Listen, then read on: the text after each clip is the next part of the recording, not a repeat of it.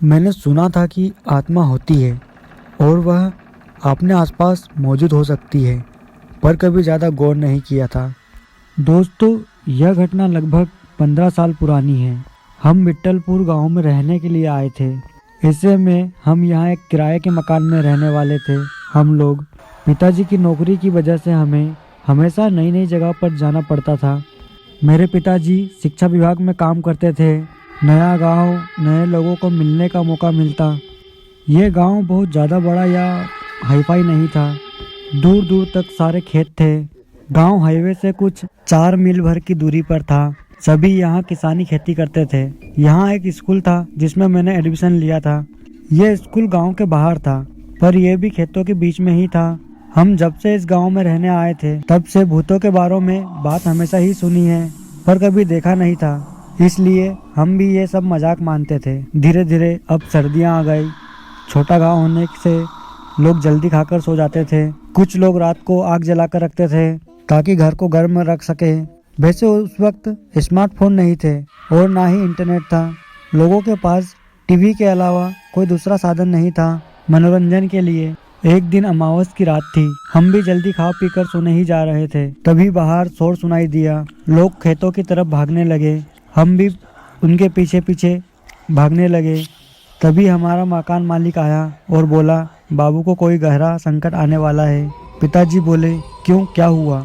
वो मकान मालिक बोला, बाबू तुम पढ़े लिखे हो, नहीं समझ पाओगे, विश्वास नहीं होगा तुम्हें। वो लोग बात ही कर रहे थे कि तभी वहाँ एक किसान राम आया। किसान राम मकान मालिक के खेत में काम करता था। वो जाकर बोला, पुजारी ने सपने में कुछ देखा है और सारे गांव का चक्कर लगा रहे हैं। सारे गांव को मंत्रों से बांध दिया है उसने। मेरी तो नींद ही उड़ गई थी।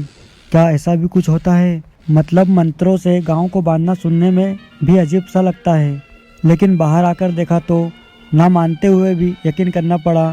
देखा कि दूर खेत में से जलती आग दिख रही थी। सब लोग डरे हुए थे, ना जाने कल क्या होने वाला था। हम सब वापस घर लौट आए, पर मन में एक ही सवाल कि ऐसा क्या हुआ कि पुजारी को ऐसा करना पड़ा। सुबह सब मंदिर गए तो मैं भी साथ हो लिया। मंदिर के दरवाजे पर देखा तो सभी लोग पुजारी के पास बैठे हुए हैं। पुजारी के बार बार पूछे जाने पर भी एक ही बात कह रहा था, स्कूल स्कूल, इसका क्या मतलब है? यही सवाल था सबके मन में। स्कूल मतलब क्या? वहाँ कुछ है या कुछ हुआ है?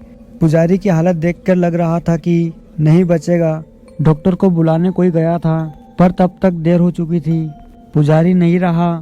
कोई सगा तो था नहीं उसका, इसलिए कोई उसको देखने आने वाला भी नहीं था। तो सबने मिलकर उसका अंतिम संस्कार कर दिया। उसका क्रियाक्रम कर सब वापस घर पहुँचे तो शाम हो चुकी थी। सबको मन में एक ही सवाल खाया जा रहा था कि स्कूल का मतलब क्या? जो पुजारी बोल रहा था, ये जो पुजारी था काफी ज्ञानी था। लोगों की बीमारियां जड़ी बूटी से ठीक करता था। कुछ लोगों के भूत भी भगाए थे, इसलिए पुजारी की बात सब मान ले रहे थे। उसने जो किया था गांव के भले के लिए किया था। खैर, स्कूल 2-3 दिन के लिए बंद कर दिया गया। कुछ दिन बीत गए। पुजारी की बातें भूलकर सब अपने काम में लग गए। गर्मी के दिन थे। शाम को स्कूल में साहब लोगों की पार्टी थी। मेरे पिताजी भी जाने वाले थे। मैं भी उनके साथ गया। पिताजी को बाइक चलानी नहीं आती थी, तो कहीं जाना होता तो मुझे साथ लेकर जाते। रात बहुत हो चुकी थी। हम सब खाना खाकर पार्टी से निकले। चलते चलते किसी ने पुजारी की बात छेड़ दी। सबने उसे हंसकर टाल दिया और खाने की तारीफ करते करते अपने घर की ओर चल दिए। सुबह जल्दी उठना था स्कूल के लिए, तो मैं भी जल्दी सो गया। सुबह उठा तो हर तरफ हल्ला था। कल जिसने हम सबके लिए खाना बनाया, वह आदमी रात को अपने सामान के साथ उस स्कूल में सो गया था। वो मर गया। हमको लगा कि स्कूल में होगा, पर उसकी लाश उसके घर के छत पर मिली। पर वो वहाँ कैसे पहुँचा पता नहीं। पुलिस गई। खोजबीन करने के बाद सब चले गए। इधर स्कूल के मेन गेट के नीचे वाली सीढ़ियों पर खून से लकीरें खींची गई थी। किसी ने जानबूझकर किया होगा, ऐसा सब बोल रहे थे। पर वो खाने बनाने वाला कैसे मरा, ये बात किसी को भी समझ नहीं आनी। अगले दिन हम सबको शहर जाना था। मेरे छोटे भाई की तबीयत कुछ ठीक नहीं थी। बस स्टॉप पे रात को आखिरी बस जाकर रुक गई। हम लोग वहाँ उतरकर कुछ 4 मील पैदल चलने वाले थे। वैसे ये कोई पहली बार नहीं था। हम पहले भी यहाँ उतरकर पैदल गांव में जा चुके थे, पर आज बारिश हो रही थी और लाइट भी कट चुकी थी। पूरे गांव में अंधेरा छाया हुआ था। यहाँ बिजली जाना बहुत आम सी बात थी। पिताजी ने अपनी छोटी टार्च सामने पकड़ के मुझे और मेरी माँ को चलने को कहा। हम सब पिताजी के पीछे पीछे चल रहे थे। अमावस की रात थी और मुझे याद आया है जब पुजारी मरा था वह भी अमावस की रात थी। कहते हैं कि अगर अमावस की रात की कुछ घड़ियों का बहुत गहरा संबंध होता है। इसी घड़ी में भूत पिशाच और भी ताकतवर होते हैं और अपनी अधूरी इच्छा को पूर्ण करने के लिए वह निकल जाते हैं और उनके रास्ते में जो भी आता है उनको वह नुकसान पहुंचाते हैं। लेकिन ये सब बातें सुनी सुनाई हैं। मेरी दादी भी ऐसे ही हमको कहानियों में सुनाती थी। अंधेरे में रास्ता ढूंढते हुए हम लोग आगे बढ़ते हैं। रास्ता कीचड़ से भरा था, शायद रास्ता बन रहा था। स्कूल आते ही पिताजी चौंक गए। माँ ने पूछा क्या हुआ? पिताजी धीरे से बोले वो देख, आवाज़ मत कर। देखा कि एक सफ़ेद कपड़े में लिपटी हुई किसी की रूह थी जो ज़मीन से ऊपर जैसा तैर रहा था। उसके पैर नहीं दिख रहे थे, वो घूम रही थी। जैसे ही वो हमारे पास आई उसको देखते ही मेरे होश उड़ गए। उसका चेहरा इतना भयानक था कि सांस अटक गई। मेरी माँ पिताजी के साथ में थी इसलिए शायद मैं होश में था, वरना तो मैं मर ही गया था। लगा कि हम सब अब मरने वाले हैं। पिताजी और माँ भगवान का नाम ले रहे थे। छोटा भाई रो रहा था और मुझे कुछ समझ ही नहीं आ रहा था। हम आगे जाने की कोशिश कर रहे थे कि यहाँ से जैसे तैसे भाग जाएं, पर जा नहीं पा रहे थे। हमको बांध दिया था किसी चीज़ ने। हम सब चीख रहे थे और उस अंधेरे में हमारी सुनने वाला कोई नहीं था। आगे जैसे हमें मौत दिख रही थी। थोड़ी देर में हमारी चीख भी निकलना बंद हो गई। अचानक सब शांत सा हो गया और बिजली आ गई। रास्ते की बत्तियां जल चुकी थी। हम सबकी जान में जान आई। शायद भगवान ने हमारी सुन ली थी। वैसे ही वह आत्मा स्कूल की तरफ चली गई। हमने भगवान का शुक्रिया अदा किया और वहां से गांव की तरफ चल दिए। गांव में पहुंचते ही सारी हकीकत मकान मालिक को बताई। कई लोग जमा हो गए। शायद हमारी मौत नहीं आई थी इसलिए हम सब बच गए। भूत के बारे में कोई बताए तो सब उन पर हंसते हैं, कोई यकीन नहीं करता। वैसा ही हाल आज हमारा था।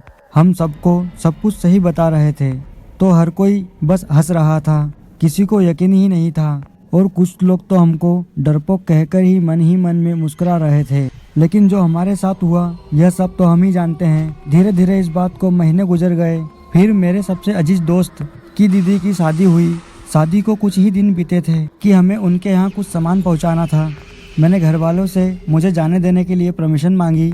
बहुत मनाने के बाद वह मान गए। तय दिन पर हम सब लोग निकल पड़े।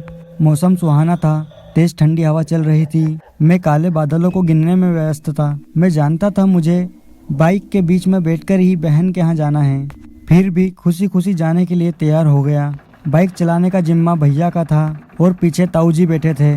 मैं बीच में बैठा लिया। हमारी यह यात्रा शुरू हुई।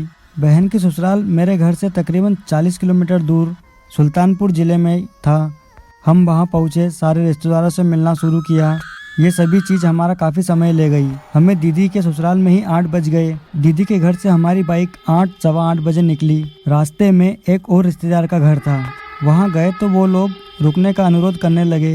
उन्होंने कहा कि रात काफ़ी हो गई है, पर ताऊजी को सुबह ज़रूरी काम था, वो वहाँ से चल दिए। रास्ते में हल्की हल्की बारिश शुरू हो गई। बारिश से बचने के लिए हम तीनों वहीं बाजार के ही एक दुकान के नीचे खड़े हो गए। हमें बारिश के रुकने का बेसब्री से इंतजार था, लेकिन वो तो यह मानो कि तय कर आई थी कि आज रुकना ही नहीं है। तकरीबन 40 से 45 मिनट बाद बारिश काफ़ी कम हुई। हालांकि बूंदाबांदी अभी भी हो रही थी। हमने तय किया कि अब हम वहां से निकलेंगे। गांव में 7 बजे भी सुनसान जैसा माहौल हो जाता है और वहां तो 9 बजे से ज़्यादा का समय हो रहा था। लेकिन हमें तो घर के लिए निकलना ही था, इसलिए भैया ने बाइक का मोर्चा संभाला और हम बाकी दोनों उस पर बैठ गए। गांव के रास्ते में स्कूल से होकर फिर से गुजरना था। वो आसपास का कई किलोमीटर जहां तक भी देख पा रहा था वो सिर्फ बाइक के हेडलाइट की ही रोशनी नज़र आ रही थी। बाकी कहीं भी रोशनी का निशान नहीं था। मैं इस बार इस डर में सहमा जा रहा था कि पिछली बार की तरह फिर से कुछ ना हो जाए। बारिश की बूंदाबूंदी के बीच भी इस डर से मेरा गला सूखा जा रहा था। मैंने एक बार फिर भैया के कंधे पर नज़र उठाई और आगे देखा। मैंने देखा कि एक काली बिल्ली हमारा रास्ता काट कर चली गई। इतने में ही हमारी बाइक के सामने मैंने जो देखा वहाँ होश उड़ा देने वाला था। सफ़ेद साड़ी में एक बूढ़ी महिला चले जा रही थी। बाइक की रोशनी में उसकी साड़ी की चमक बढ़ा दी। बुढ़िया के कंधे पर एक लाल रंग का गट्ठर था जिसे उसने लाठी के सहारे टिकाया। बाइक के हेडलाइट ने इन दोनों की रोशनी को और भी ताजा कर दिया था और आज भी वही रोशनी मेरे जहन में जिंदा है। वो बूढ़ी महिला सड़क पर दाहिने ओर चल रही थी। बाइक उसके बराबर पे आई तो मैंने गर्दन दाहिनी ओर कर उसके चेहरे को देखना चाहा, लेकिन वहाँ तो एकदम अंधेरा था। चेहरा मानो वहाँ था ही नहीं। इतने में मैंने सुना कि ताऊजी के मंत्र उच्चारण और तेज हो गए। मैंने चेहरा आगे किया और मानो गप्प होकर आंखें बंद कर ली। मेरी आंख उसके बाद तब खुली जब तक हमारा घर नहीं आया। घर आकर मैंने ताऊजी से उस बूढ़ी औरत के बारे में पूछा। मैं उनसे सुनना चाह रहा था कि वो कोई भूत थी, लेकिन ताऊजी इस बात को टाल गए। आज भी मैं वो किस्सा याद करता हूँ तो स्मृतियाँ ताजा हो जाती है। अगले साल ही मेरे पिताजी का वहाँ से ट्रांसफर हुआ तो पास के शहर में हम सब ने सामान बांधना शुरू किया। मेरे सारे पुराने दोस्त अलविदा कहने आए थे। रोते हुए मैंने सबको अलविदा कहा और सामान से भरी गाड़ी वहाँ से निकली।